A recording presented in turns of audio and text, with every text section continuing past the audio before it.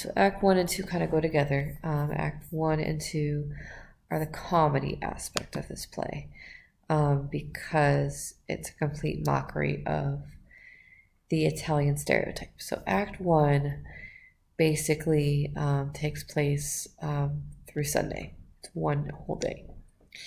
What's interesting and kind of weird about Act 1 is that there's a fight in the beginning, and then 12 hours later, there's a huge party. Now, to understand the kind of the town and everything, we have the Capulets and the Montagues, who are supposedly equally rich and equally hold some type of unknown power. They hate each other. The thing is that we never really see the Montague side of things, so there's a lot of people who assume that Romeo's homeless and that they're very poor. Because the Capulets are the ones that are kind of the center of the entire play. We see their mansion, their party, and that's mainly because Juliet can only go to her room, the party, and the church. She is a girl, so girls are not allowed to go anywhere else in the entire play. So everyone thinks that Romeo must not have a home because he never ever goes there, but he actually does have some type of unknown mansion somewhere in this town. What is also kind of unbelievable about Act 1 is that, of course, that you would think that Romeo and Juliet already know each other. If they're bitter enemies, you think their parents would have warned them who they are. But it's not that way. So scene 1 basically is the idea that the servants of each powerful family begin a fight. The prince, who is like the sheriff of the town, threatens both of them. And then we have Benvolio. Benvolio is Romeo's cousin. Benvolio, after this fighting, is looking for Romeo. Now, Romeo is sad because a girl named Rosaline wants to be a nun, and he is supposedly in love with her. Now, what is also strange about this, of course, is that Rosaline is Juliet's cousin, or at least it says that in a line of the play, which would make her a Capulet, or at least related to the Capulets, which again makes no sense if they're not supposed to get married. So, that is what's going on in the very first scene. So the second scene and the third scene kind of go together. So to make it a little more dramatic, of course, Juliet is about 13 years of age, depending on how much you read into the lines of the play. Some people say 12, 13, 14, around there. So she is at the age, believe it or not, when girls get married. So Paris, who is by some standards considerably older, has decided to ask the father for her hand in marriage. Capulet does not want that to happen, but then he agrees. Which takes us to scene 3, where Lady Capulet, the mother who has not mothered her own child, and the nurse who has very much cared for Juliet her entire life, is trying to convince her to marry this guy she's never met. She has never talked to a boy in her life. She doesn't even know what that's like, but she says that she'll marry him. Now back to scene 2 a little bit. Scene 2, what also happens is that Capulet, in his haste to get Juliet married, gives a letter to a servant and says, go invite everyone in town but the Montagues. The problem is the servant can't read, which is sort of a mockery of the idea that servants, of course, couldn't read back then. So he hastily gives it to Romeo and Benvolio, apparently doesn't know who they are either, doesn't know they're Montagues, and they realize that Rosalind is going to be at the party because she's a Capulet. So they want to go too. So then we skip ahead to scene 4. Scene 4, we are introduced to a character named Mercutio. Mercutio is Romeo and Benvolio's friend, but people always associate them with the Montagues. Basically, they are fighting, or I guess mocking each other, of the idea if they should go to this party and crash it and wear a mask on each person's face, or whether they should follow what their dreams have been telling them. Romeo correctly has foreshadowed his own death in his dream, but he decides to go anyway. Mercutio has this big, long monologue addressing the idea that dreams are just tricking women that are trying to change and make your fate horrible. Benvolio is just along for the ride. So they eventually arrive at this party. Apparently, Capulet doesn't recognize them because they're all just magically covered with just wearing a mask over their face. They kind of mingle around. Romeo's supposedly looking for Rosaline, who is never in this play at all. Juliet supposedly is with Paris, but we never hear from Paris at all at this party. And then we have Tybalt. Now, Tybalt is Juliet's cousin. Tybalt is the antithesis to Benvolio. Benvolio is very benevolent and kind and nice. Tybalt is very angry and volatile, and he notices Romeo right away from his voice. Now, you would think that this would cause a huge riot at that party, but Capulet, being drunk, kind of distracted, whatever you want to call it, decides to let Romeo stay. What he doesn't realize at this time is that he has just doomed his daughter's fate, because Juliet and Romeo meet, fall in love at first sight, and they kiss. They don't even know who each other is. Again, that doesn't make any sense, because you would think they would know about their enemy family. And then, of course, they learn that they have just fallen in love with their enemy. So that is Act 1. Act 2, we have Monday just after midnight, and it takes place only till Monday afternoon. This is a very, very, very quick in time, but long in action type of act, because they have to rush to get married. Now, this is the part that's very impulsive, kind of unbelievable. What happens is, right after the party, Romeo cannot get enough of Juliet. So, of course, it was very romantic back then for a boy to wait outside a girl's window and say, I love you to her. So that's exactly what he does. It's our famous scene where he sneaks into her backyard, stares at her from afar, as creepy as that sounds now, and talks to a plant about Juliet. Juliet does the exact same thing. She's talking to the air, not realizing that Romeo is staring at her. Which, of course, again, we kind of see as kind of strange. Eventually, they actually have a conversation, and they plan to get married in about 12 hours. So, seemingly Romeo does something in that time, we don't really know what, but he ends up at Friar Lawrence's church in the morning.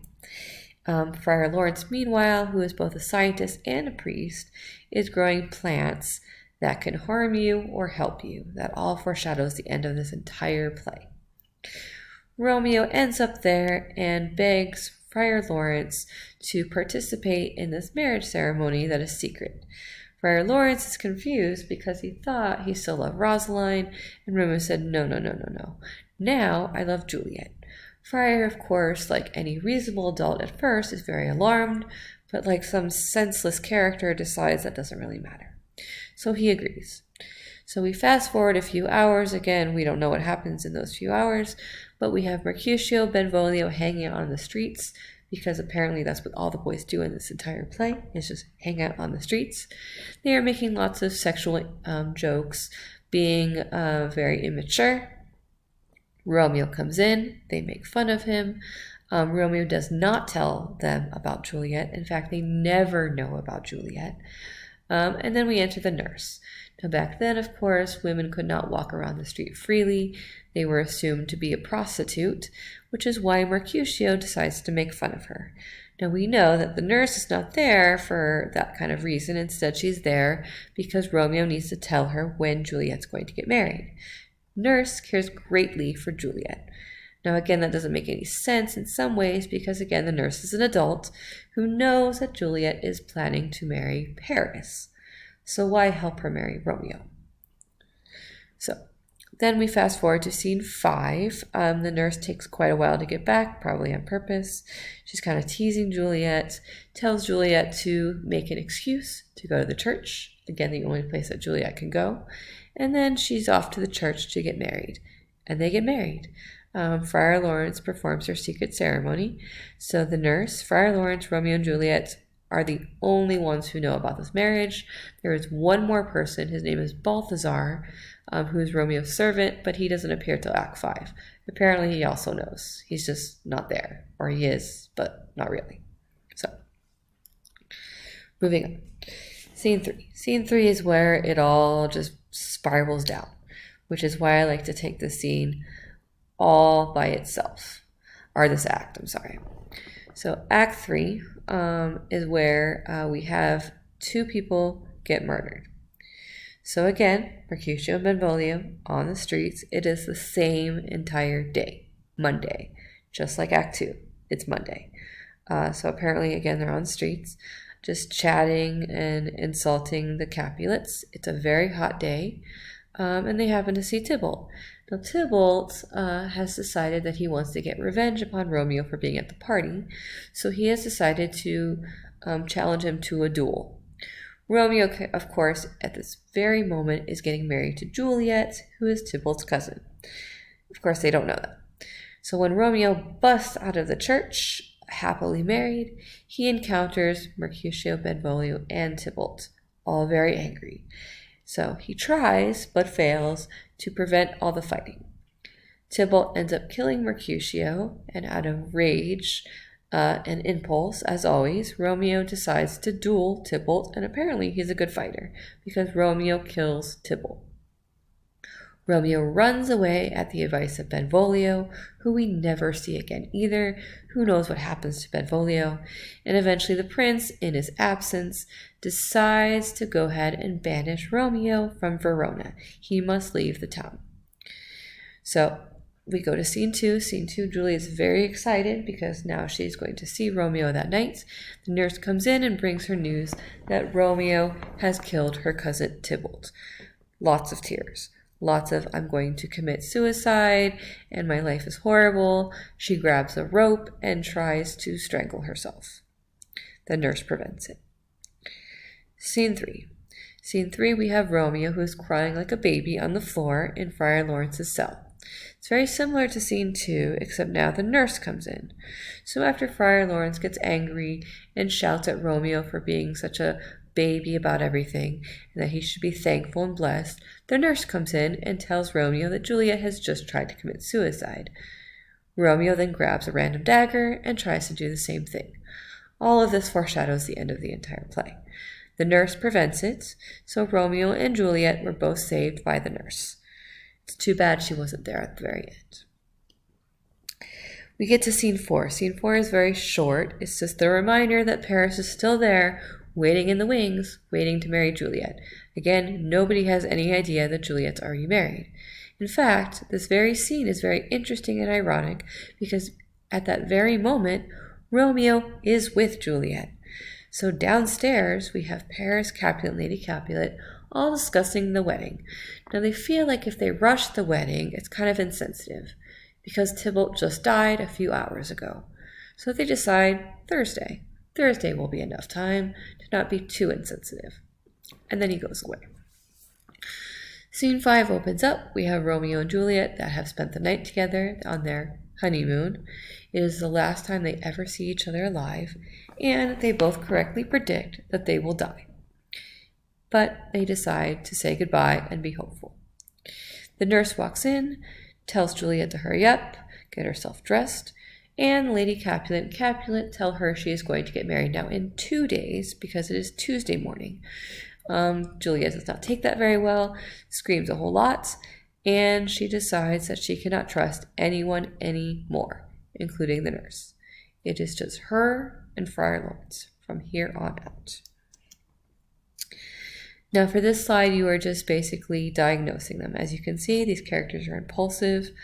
They have lots of personality issues. So you're just going to diagnose them, which is in a whole separate instructions. Finally, we have Act 4 and Act 5. Act 4 and 5 go very, very quick. However, the time goes long and it's very confusing. So what happens in Act 4 is super short, is that Juliet runs immediately to the church, to Friar Lawrence in tears. Unfortunately, Paris is already there, waiting to try to find advice from Friar Lawrence. Juliet eventually gets rid of Paris, and she talks to Friar Lawrence alone. Why this is important is because they come up with a plan alone. The only person who knows about this plan, besides Juliet, is Friar Lawrence. So what do they decide to do? They decide that Juliet's going to take a magic potion, which was foreshadowed in Act 2, to make her look like she is dead for 42 hours. So, in essence, she is going to be thrown into a vault, which is like a big building. They didn't bury them under the ground back then. And then Friar Lawrence, meanwhile, is going to get a message to Romeo, have Romeo sneak into Verona somehow, steal away Juliet, and off they go living somewhere else. That's the plan. So, Tuesday afternoon. Juliet goes back to her house, and unbeknownst to everyone, she is ready to take this potion. The reason why she is ready to take this potion is because Capulet has decided, hey, Juliet, you're in a good mood. Why not we just move up this wedding? Let's do it. So now the wedding is planned for Wednesday, not Thursday. What's the problem with that? The problem with that is that the only person who knows about this potion is Friar Lawrence. The only person who doesn't know, or I should say the person who doesn't know that the wedding just got moved up, is also Friar Lawrence. So Juliet has to take this potion now, which is exactly what she does, without telling Friar Lawrence. You can see where this plan is going to break down. So she takes the potion, passes out, whatever you want to call it. Apparently she doesn't breathe. I know that makes no sense, but whatever. So when Wednesday early morning comes and they are hastily preparing the wedding, Nurse wakes up Juliet. She can't wake up Juliet. She starts screaming. Calls in Lady Capulet. Lady Capulet starts screaming. Calls in Capulet. Capulet all of a sudden cares deeply about his daughter and starts screaming. They hold a funeral instead of a wedding. Paris is all distraught, kind of feel bad for him because he didn't really do anything wrong. He's just there. And Friar Lawrence at that point should say, hey, maybe I should get this message sooner to Romeo. Maybe I shouldn't be performing a funeral right now. But he performs a funeral. They throw Juliet into the vault, and that ends Act 4. Act 5 is Wednesday afternoon. Now, again, the timing gets really weird at this point because Mantua, where Romeo is, I don't know, maybe 6 hours by horse. It's pretty far. So to get there and back, it's going to be complicated.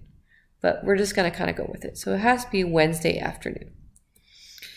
What Friar Lawrence also didn't account for in Act 4 is that this funeral, this pretend funeral, is going to make some headlines around town.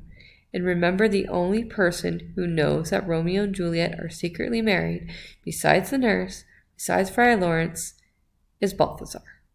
Now, I know we haven't heard from Balthazar ever, but he has decided to take matters into his own hands after seeing this funeral, get on his horse, and ride as quick as possible to Mantua. So Act 5 opens up in Mantua, where Romeo is there, wondering what he's going to do, dreaming of Juliet, dreaming that he's dead again, more foreshadowing. Balthazar comes, and he tells Romeo that Juliet is dead.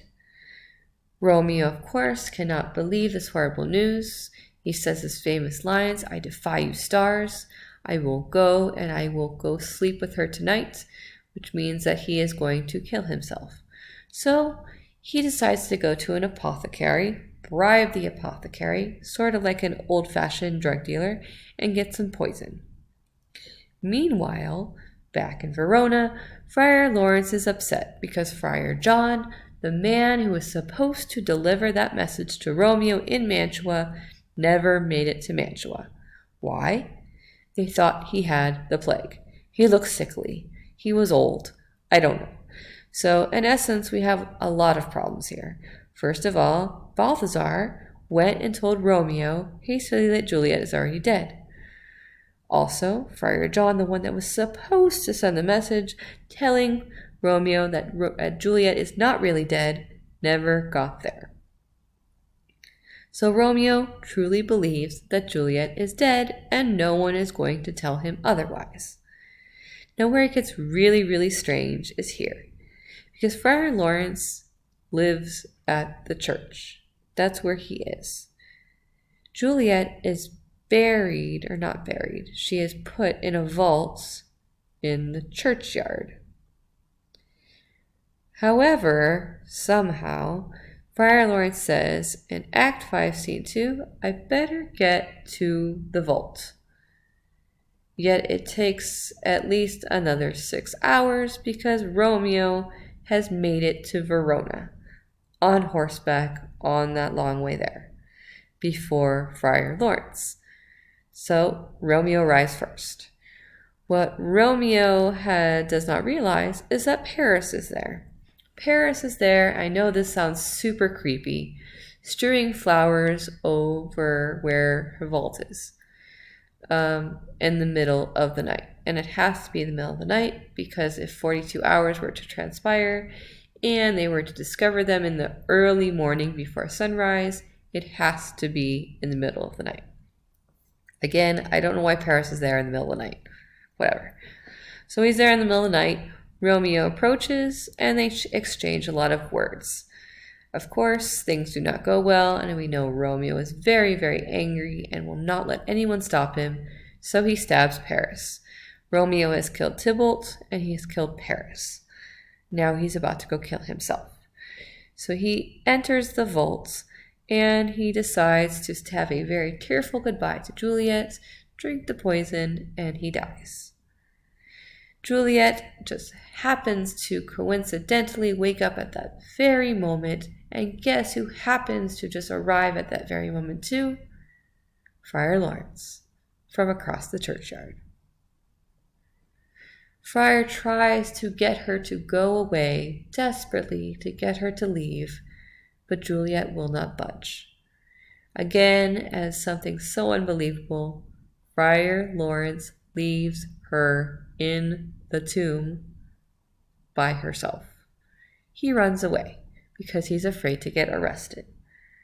Juliet, being all alone now, no nurse, no Friar Lawrence, finds the dagger that Romeo had carried and stabs herself, and she is dead. Soon enough, that commotion causes lots and lots of frenzy from people on the watch, someone, whatever. And they discover the dead bodies of Paris, Juliet, and Romeo. Also, once they decide to wake everyone up at this very early hour, Montague says that Lady Montague, someone that I think we heard from once in the entire play, has also passed away. She was Romeo's mom. So Montague has lost a son and a mother. And then, of course, we have Juliet and Paris. The prince yells at everyone and tells them that it's all their fault. Friar tells the entire story of everything that has happened, and both families agree that they will stop the feud forever. Which, these two children were their only children. So, I'm not sure what the future would look like. And that's the entire play.